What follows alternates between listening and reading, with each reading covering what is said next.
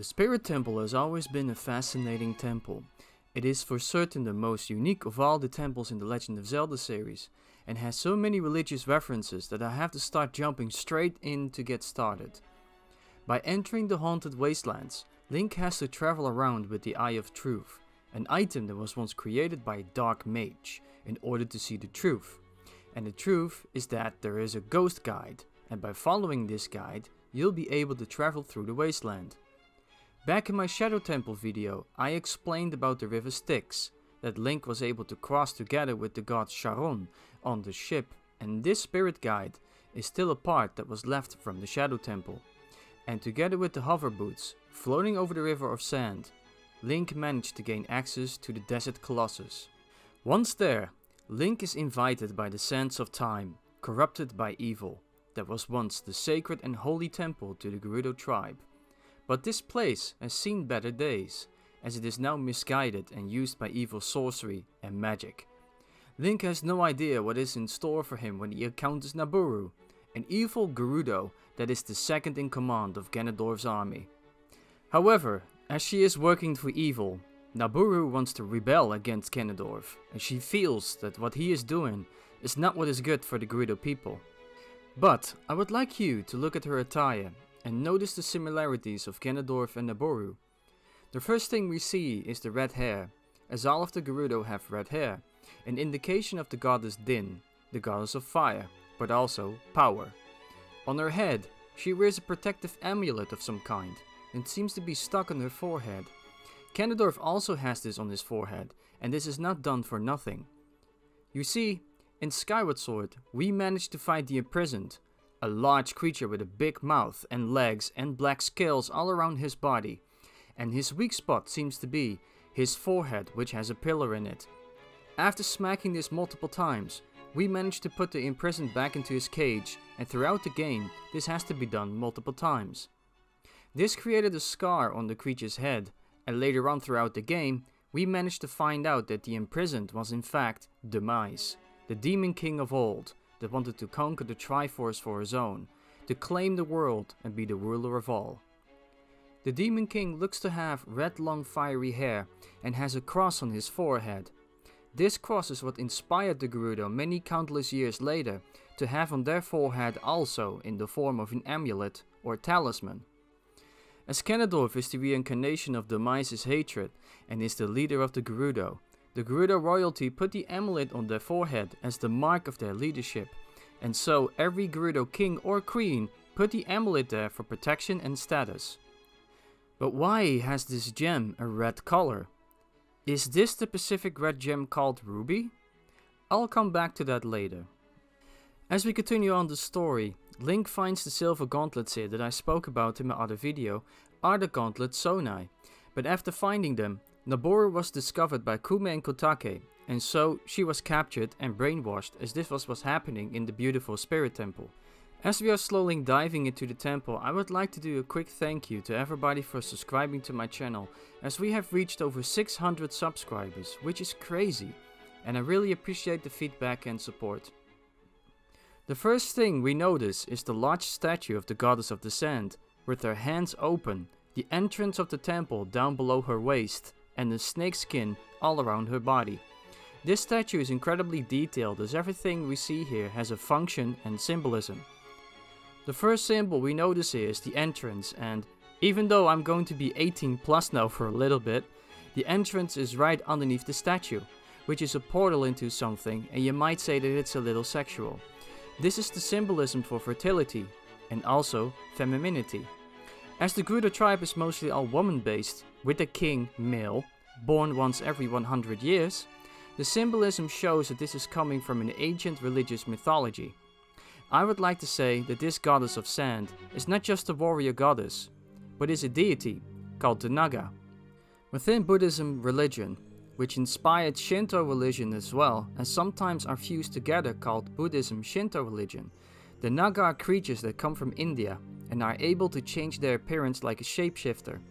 They are able to turn themselves into multiple forms whenever they please, turning into a snake, half human, totally human, or even a dragon. Nagas have a lot of wisdom and they can be good or evil, but in this case it's evil, as the Gerudos are revolting against the Hyrulean royal family, and the Hylians see the goddess as an evil entity. Now what is mostly interesting, and I believe that this is the case here, is that the creatures called Gerudas, huge birds and the enemies of the Nagas, are representing the Hylians here, with even having Gerudo being an owl here that helps Link throughout this journey.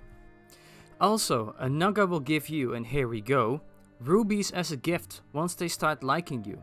Another indication to the rubies I mentioned earlier, and throughout the history of Gerudo myths, the Gerudo continue to use this gem in their clothing designs. The statue sits in the way of holding her two hands on the right and left side, an indication of meditation. This way of meditating is called the lotus position. This position is done in order to achieve enlightenment or awakening. And written on the dungeon we see what we call a Foruhar, which is based on Iranian religion.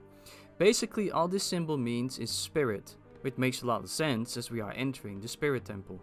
As we are entering the temple and find the first room, we encounter two cobras with each telling a different story. One about the past and the other about the future.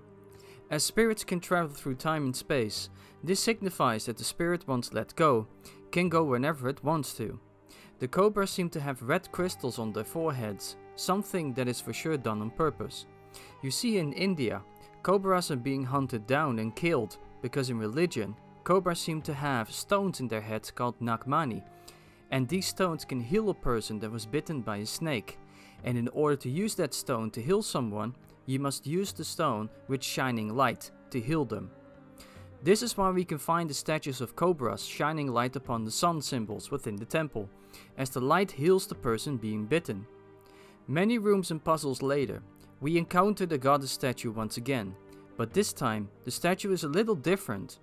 It is now showing a red ruby gem attached on her breastplate, something we see returning much later in the Zelda games as well, an actual snake around her body, and interestingly enough, red triangles underneath the eyes. The red gem is so important here, as in Hindu, the ruby is connected as the gemstone of the sun, and long ago there were even warriors that embedded these rubies into their skin and flesh as it made them invincible. And there is more, as this gemstone was called the Gemstone of Kings and was associated with blood and fire. What is interesting about the Spirit Temple, other than the amazing music and the style of it, is the item we get in this one, the Mirror Shield. This shield has the ability to reflect light back, but there's more to this shield as well. As it is created by silver, it has another magical ability of showing true reality. What I mean with this is that the moon symbol was originally on the shield before it was replaced, and the moon is the opposite of light, or the sun.